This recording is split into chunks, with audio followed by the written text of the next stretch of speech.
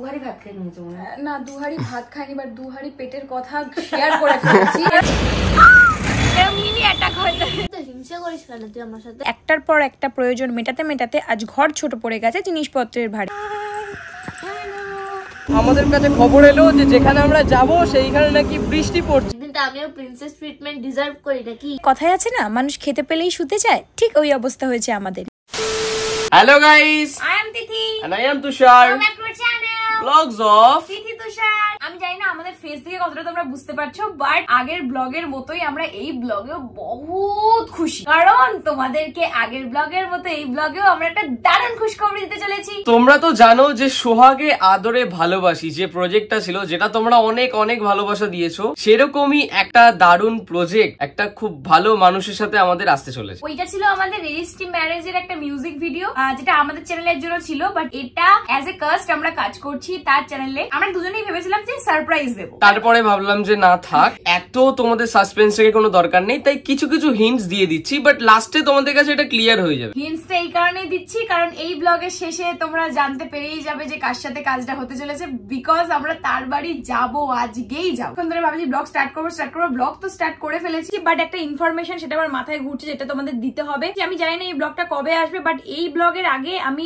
ওই ব্লগটা ছাড়বো যেটা হচ্ছে আমার বাপির দোকানের ওপরে কিছু একটা আমাদের হচ্ছে। ভিডিওটা এখনো ছাড়নি, তাই আমি বলতে পারবো না কে কে তোমরা কি কি গেস করেছো, বাট যাই গেস করো না কেন, যেহেতু বলেছি পরের ব্লগে আমি সবটা ক্লিয়ার করবো, তো একেবারে শুরু থেকে স্টার্ট। আসলে তুষার আর আমি যখন সবে সবে রিলেশনে আসি, তখন তুষার একদিন নিজের সম্পর্কে কিছু শেয়ার করতে করতে বলেছিল ওর জীবনে একটা ছোট্ট স্বপ্ন আছে যে বড় হয়েও নিজে বাপির দোকানের ওপর একটা ঘর বানাবে। হ্যাঁ, তোমাদের মতো আমিও একটু অবাক হয়েছিলাম যে নিজের বাবার জায়গায় ঘর করা আবার কারো স্বপ্ন হতে পারে নাকি। পরে ভাবলাম হতেই পারে, সবার তো স্বপ্ন আর একই ধরনের হয় না, কিন্তু তখনও আমি জানতাম না যে একদিন ওর স্বপ্ন আমার স্বপ্নে পরিণত হবে। কারণ আমি যখন আমার শ্বশুর বাড়িতে আসি, তখন আমার শ্বশুর বাড়িতে কোনো কিছুরই অভাব ছিল না, না ঘরে না কোনো জিনিসপত্রের। দিব্যি একটা মেয়ের হেসে গেলে জীবন চলে যেত। কিন্তু ওই যে কথায় আছে না, মানুষ খেতে পেলেই শুতে চায়, ঠিক ওই অবস্থা হয়েছে আমাদের। বিশেষ করে এই প্রফেশনে আসার পর থেকেই সবকিছুই প্রয়োজনীয় বলে মনে হওয়ায় একটার পর একটা প্রয়োজন মেটাতে মেটাতে আজ ঘর ছোট পড়ে গেছে জিনিসপত্রের ভারে। হ্যাঁ, বলা যেতেই পারে স্বপ্ন আজ অতি আবশ্যক হয়ে দাঁড়িয়েছে। আর এটা শুধু আমরাই না, তোমরাও অনেকেই নোটিস করেছো, অনেকে তো আবার কমেন্টেও বলেছো যে দাতা দিদি তোমাদের ঘরের একটা ভীষণই প্রয়োজন। অনেকে তো আবার ট্রোল করেও বলেছে যে কি অবস্থা ঘরের, এত কিছু করছো একটা ঘর বানাতে পারছো না। কিন্তু বিশ্বাস করো, আমরা যে পরিস্থিতিতে আছি সেটা সবাইকে বোঝানো একদমই অসম্ভব। খালি বলতে পারি কিছু পরিস্থিতি এমনই আসে জীবনে যখন হাত পা দুটোই বাঁধা থাকে, প্রয়োজনে নিজের জিনিসও নিজের বলা যায় না, ঠিক তখনই শুধুই ভরসা থাকে ভগবানের ওপর। আর তাই হয়তো আজ দেরি হলেও তুষারের স্বপ্নটা পূরণ হচ্ছে। আর এখন তো কাজ আগের থেকে অনেক এগিয়ে গেছে, ভিত তুলে পাঁচিল তোলা হচ্ছে, কদিন পর তো সিঁড়িও হবে। তো শুনলে তো, আশা করি তোমাদের কাছে এখন সবকিছু ক্লিয়ার, কিন্তু আমার কাছে এখনো পর্যন্ত ক্লিয়ার না, কারণ ও বলেছে যে সেই ভিডিওগুলোতে নাকি কি নিজের মনের কথা শেয়ার করবে। যাই হোক, আমি তো সেগুলো শুনিনি। আই থিঙ্ক তোমরা শুনতে পেরেছো আর বুঝে গেছো যে আমাদের দোকানের উপরে কি হতে চলেছে। আর দেখো না, আজকে আমাদের কত চাপ, কত তাড়া, আর আজকে মিনির মনে পড়েছে ও মনির হাতে খাবে। কোনো মানে হয়?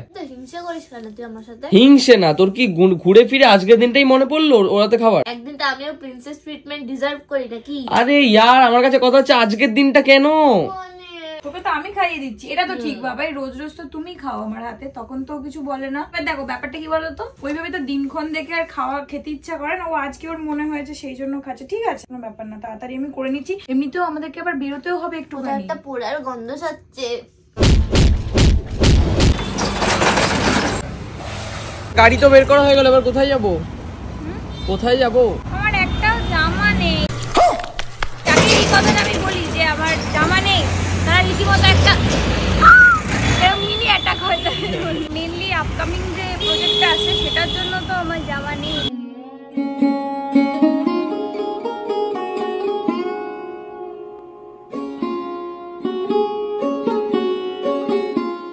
এই শুটে তিথি শুধুমাত্র চুড়িদারই লাগবে, তো চলে এসেছি তিথির সব থেকে পছন্দের চুড়িদারের দোকানে। দেখি কি কি পছন্দ করলো। হচ্ছে পছন্দ? হচ্ছে পছন্দ? আরে ব্যাপারটা কি হয়ে গেছে বলো তো, এখানে এত সুন্দর সুন্দর চুড়িদার আছে, আমার যে কাজটা আছে চকমকে জিনিস হলে হবে না, যার জন্য সব সুতির জিনিসপত্রগুলোই লাগবে। মানে সুতির আর একটু মানে মেরে মেরে কাপড়ের ওপর নিতে হবে, মানে একদম রং চকে না এরকম নিতে হবে। সেই কারণে একটু প্রবলেম হচ্ছে বাঁচতে যে কোনটা নেবো কোনটা না নেবো, যদি এটা আবার বেশি রং চঙে হয়ে যায়। এটা ঠিক আছে, ভালো লাগছে, সাদা মাটা বেশ সুন্দর। বুঝতে পারছে না যে কোনটা ওর লাগবে, কোনটা পরবে, কি করবে, একটার পর একটা। ঠিক আছে, এটা এই ড্রেস নিয়ে এত কনফিউশন না, কারণ ওর এই শুটের মধ্যে লাগবে হলো শুধু সাদা মাটা। এটাও ভালো লাগছে, আমারও তাই মনে হচ্ছে। এক কালারের উপরে দিদির তো শপিং হয়ে গেল, এবারে আমাকে জোর করে নিয়ে এসছে। আর স্যার এখন ট্রায়াল রুমে ঢুকেছে আর আমি এখন ওয়েট করছি বাইরে। যদিও বেশি টাইম লাগবে না, কারণ ও যেটাই পরে ওকে সেটাই ভালো লাগে, সবই ফিট করে যায়, খালি সাইজটা মেন ব্যাপার, যে ওর সাইজে যদি ও পেয়ে যায় জামা তাহলে বেশিক্ষণ টাইম লাগে না। ভালো লাগছে এটা, এটা সুন্দর লাগছে। ও সবেতে এত বেশি মানিয়ে যায় কেন রে? যে যে জামাই তুই পরে আসছিস সেই সেই জামাটাই আমার একদম লাগছে, একদম। কেন না, আরে আগের গুলো প্রশংসা করে ফেলেছি তো, তাই জন্য এটা আর ভালো লাগেনি। দেখি আসো, এদিকে আসো। ও বাবা, এরকম করলে তো আবার ভালোই লাগছে। A few moments later. আমি শপিং করতে এসে কি ফ্রি পেয়েছি দেখো, যদিও ফ্রি না, এক্সট্রা 499 দিতে আমি একটা মিক্সি পেয়েছি। ভালোই হয়েছে, তো জামা কিনতে এসে মিক্সি পেয়ে গেলাম। কি করবে এটা? ভেবেছি এটা ঠাকুরের জন্য সেপারেট রেখে দেবো, কারণ মিক্সি প্রচুর আছে, দুটো এই বাড়িতে দুটো, ওই বাড়িতেও দুটো, না ওই বাড়িতে একটা। আমার তো আর হেসেল আলাদা না যে আমার এটা লাগবে, তো ভেবেছি এটা আমি সেপারেট রেখে দেবো। শুধু ঠাকুরদের যখন ওই যে মনসা পুজো হয় বা কোনো কিছু পুজো হয়, তখন যে ঘরে নাড়ু ফাড়ু বানানো হয়, তখন তো মিক্সি টিক্সি লাগে পুরো কিছু করতে, তখন এটা আমি সেপারেট রেখে দেবো। ভালোই হয়েছে। ঠিক আছে চলো, তো মজা লাগছে, চলো তাড়াতাড়ি বেরোই। একেবারে আমরা দুজন মিলে রেডি ফেডি হয়ে ক্যামেরাটা অন করলাম, আর এখন আমাদের বেরোতে হবে এখান থেকে 50 কিলোমিটার দূর, মানে বনগা। আর বনগার নাম শুনতেই আই থিঙ্ক তোমরা গেস করে ফেলেছো আমরা কার বাড়ি যাচ্ছি। আরে তোমাদের ভিডিওর শুরুতেই বললাম না, যে স্পেশাল মানুষটার সাথে আমাদের আপকামিং প্রজেক্ট আসছে তারই বাড়ি। আর তোমাদের দেখাবো, এই ভিডিওতেই দেখাবো যে আমরা কার বাড়ি যাচ্ছি। এতটা লেট হওয়ার কথাই ছিল না, কারণ 7:30টার সময় মল থেকে প্রপার রেডি বেরোতে যাবো। ঠাকুরি মাকে মনে করিয়েছে, মা বলছে তুমি যে জামাগুলো নিয়ে আসলে তোমার একদম ফিটিং তো, কারণ বেশিরভাগ জামাই আমাকে মা একদম প্রপার সেলাই করে মুড়িয়ে দেয়। আমার মাথা থেকেই বেরিয়ে গেছে, আমি সুন্দর জামাগুলোকে কিনে এনে আর বেরিয়ে যাচ্ছি। যদি আমি চলে যেতাম কি হতো আমি নিজেও জানি না। তো এতক্ষণ ধরে মা জামা কাপড়গুলো মোড়ালো, আর এই সবে এখন 8:30 বাজে যায়, আর আমরা বেরোবো। আমরা জানি না কখন পৌঁছাবো, চলো তাড়াতাড়ি বেরো। অনেক কথা বলে ফেলেছি, চলো চলো টাটা। যাওয়ার পথে মাঝ রাস্তায় দাঁড়ালাম, কারণ আমাদের কাছে খবর এলো যে যেখানে আমরা যাব সেইখানে নাকি বৃষ্টি পড়ছে। আমার মন ঠিক জানতে পারে যে রাইডিং জ্যাকেটটা পরো, কারণ রাইডিং জ্যাকেটের সাথে তো রেনকোট থাকেই। তো রেনকোটটা যে আমি নিয়ে এসেছি, বৃষ্টি তোমার গায়ে লাগবেই না, তার থেকে ব্যাগেরও সেফটির এর জন্য রেনকোট নিয়ে নিস। এমনি তো তুমি বৃষ্টিতে ভিজতে খুব ভালোবাসো, আজকে হঠাৎ আবার খোটা দিচ্ছ রেনকোট আনিনি। এটা তো এমনি টাইমে ভাল লাগে, মানে ধরো এমনি ঘুরতে যাচ্ছি, তোমার সাথে টাইম কাটাতে যাচ্ছি, সেগুলো ভাল লাগে। কারোর বাড়িতে যাচ্ছি এইভাবে ভিজে চপচপে মাছ ভাজা হয়ে যেতে ভাল লাগে? এই তো ভিজবে না, চলো।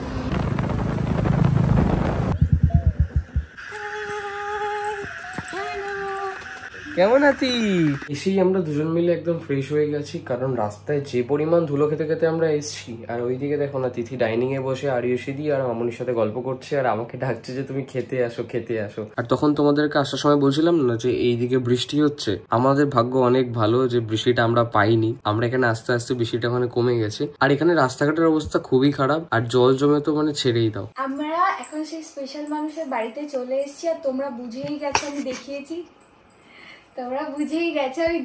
যে আমি আরিয়সীদির বাড়ি এসেছি, আর তোমাদেরকে বলেছি যে একটা আপকামিং প্রজেক্ট আসছে। এবার আমি একটা ইন্টারভিউ নিতে চাই সেই প্রজেক্টের ব্যাপারে।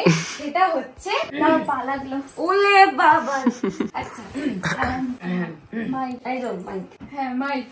ঠান্ডা মাইক। হচ্ছে তোমার কাজেতে আমাদের দুজন বাছার কারণটা কি? কারণ আমার এখানে একটা কাপল লাগতো, এখানে খুব সুন্দর তারা অ্যাক্টিং করতে পারে। আর ওদের রিসেন্ট যে গানটা বেরিয়েছে সোহাগে আদরে, ওইটা তো আমার, ওই গানটা আমার ভীষণ ভালো লাগে। আমার ইনস্টাগ্রাম যারা ফলো করে তারা তো দেখেই নিয়েছে যে ওটাতে আমি প্রচুরবার স্টোরি দিয়েছি, প্লাস আমি পোস্টও করেছি ছবি। তো ওটাতে দেখলাম যে তিথিকে না এত মিষ্টি লাগছে, আমি বারবার করে ভিডিওটা দেখছি ওর জন্যই। আর গানটাও ভীষণ ভালো হয়েছে। আরেকটা কারণ হচ্ছে আমাকে প্রচুর মানুষ কমেন্ট করেছে যে তুমি তিথিকে নিয়ে কেন কোনো ভিডিও করোনি। সেক্ষেত্রে আমার মনে হলো যে তিথির জন্য অ্যাক্টিংটা একদম বেস্ট হবে। তো এখানে একটা অ্যাক্টিং এর বিষয় রয়েছে তিথি এবং তুষারে, সেই জন্য ওদের দুজনকে একটা স্যাড বিষয় রয়েছে। আমি বলি যে আমি যখন শুনলাম তখন আমি ভেবেছিলাম যে আরিয়সীদি মনে এই কারণেই মানে চুজ করেছে, কারণ আমি ব্লগের মধ্যে দেখেছি আমি ভীষণ ইমোশনাল, পট করে একদম চিচকাদুনের মধ্যে কেঁদে ফেলি। না ওরকম কাঁদুনে পাটটাতে পারবে শুধু ব্যাপারটা না, ব্যাপারটা তোমার এখানে অনেক কিছু আছে। তোমার এখানে হাসি থাকবে, মজা থাকবে, তোমাদের রোম্যান্স থাকবে, ইমোশনটা বোঝাতে হবে। এতটুকু বলতে পারি যে এইরকম কাজ তুষার আমি কখনো করিনি, একদম নতুন নতুনত্ব কাজ, যেটা দিদির গানের একদম মধ্যে দিয়ে তোমরা দেখতে পাবে আর তোমাদের প্রচুর পছন্দ হবে, কারণ আমরা অলরেডি গানটা শুনে নিয়েছি। আর শুধু ওরা প্রথমবার করছে তা না, আমি এই গানটাতে যে রোলটা প্লে করছি সেটাও আমার জন্য প্রথম। পাও তো বুঝতেই পারছো কিরকম জিনিসটা হতে চলেছে। আর কালকের ভিডিওতে তোমরা কিছু কিছু বিটিএস যখন গানটা অলরেডি চলে আসবে তারপরে দেখতে পাবে, কারণ যদি আমি বিটিএস সবকিছু দেখিয়ে দিই তাহলে তো ব্যাপারটা সবাই দেখেই ফেলবে। আমিও বলে ফেলছিলাম একটু। যাই হোক, চলো এখন খাওয়া দাওয়া শেষ, অনেক গল্প করেছি, মানে আমি তো বসেছি মানে কখন খেতে বসেছি 1.5 ঘন্টা, ও 1.5 ঘন্টা ধরে খেলো গাইজ, মানে প্রায় বলতে গেলে 2 হাঁড়ি ভাত খেয়ে নিয়েছে মনে হয়। না 2 হাঁড়ি ভাত খাইনি, বাট 2 হাঁড়ি পেটের কথা শেয়ার করে ফেলেছি। 1.5 ঘন্টা ধরে মানুষ 2 হাঁড়ি ভাত খেয়ে নেয়, আমরা ততক্ষণ ধরে গল্প করেছি। এই কটা ভাত খেতে খেতে আমরা 1.5 ঘন্টা, কারণ দিদির অ্যানিভার্সারিতে আমরা এসেছিলাম, তাও অনেক রাতে, দিদিকে মানিয়ে সবকিছু কমপ্লিট করে বা চলে গেছি, থাকিনি। তো এইবার এসে খেতে খেতে প্রচুর গল্প করে ফেলেছি, সুখ দুঃখের কথা শেয়ার করে ফেলেছি। দিদি বললো চল এবারে ওঠ, নালে আর উঠতে পারবি না, সকালে উঠতে হবে, 7টায় উঠতে হবে, 7টায় কল টাইম আছে। আর একটা কথা, এই ভিডিওটাই না মানে আমার একটা ইনোসেন্ট ফেস লাগতো, তো ইথির ওই বিষয়টা একটা ইনোসেন্ট ফেস আছে, ওইটার জন্য না মানে ঠিক আছে, একদম পারফেক্ট ব্যাপার। এবার আমি ভয় পাচ্ছিলাম যে ওরা করবে কিনা, কারণ ওরা এর আগে এরকম ধরনের ভিডিও করেনি। তো আমি বললাম তিথি রাজলে তো তুষার হবে না, বা তুষার রাজলে তিথি হবে না, আমি এরকম একটা বিষয় ভাবছিলাম। কাজটা আসছে, সেই কাজটা যদি অন্য কেউ বলতো আমরা সিরিয়াসলি হয়তো 2-3 বার ভাবতাম। যেহেতু দিদি বলেছে আমরা এক কথায় রাজি হয়ে গেছি, সেটা তোমরা ভিডিও দেখলেই বুঝতে পারবে। অন ক্যামেরা নয়, আমরা অফ ক্যামেরা তো আমাদের বন্ডিংটা একটা অন্যরকম, সবার সাথে আমাদের প্রচুর গল্প করে, প্রচুর লাস্ট আমরা ঘুমোতে যাচ্ছিলাম, দিদিকে বললাম দিদি তুমি চলো একটা ইন্টারভিউ আছে যেখানে তোমাকে 1টা বা 2টো কোয়েশ্চেন করবো। দিদি বলছে ইন্টারভিউ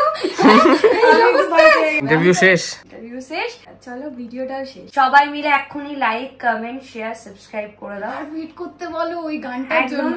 গানটা কবে আসছে? শুক্রবার 30 মে আমার অ্যানিভার্সারি দিন। সিরিয়াসলি? ইয়েস। আরো বেশি খুশি হয়ে গেলাম, এটা তো আমাদের তো সারপ্রাইজ ছিল। এটা অনেক আগে আসার কথা ছিল, বাট দেখলাম ঠিক আছে চলো লেট হচ্ছে, আর কদিন লেট করি, একবারে 30 মে ছাড়বো, মানে 30 মে ছাড়বো আমার অ্যানিভার্সারি শুক্রবার। সিরিয়াসলি তোমরা শুনলে আমরাও শুনলাম, যে একটা সারপ্রাইজ হয়ে গেলাম যে তোমাদের অ্যানিভার্সারি দিন আসবে। আমরা তো সবকিছু শেয়ার করে ফেললাম, এবার তোমরা ওয়েট করো। টাটা।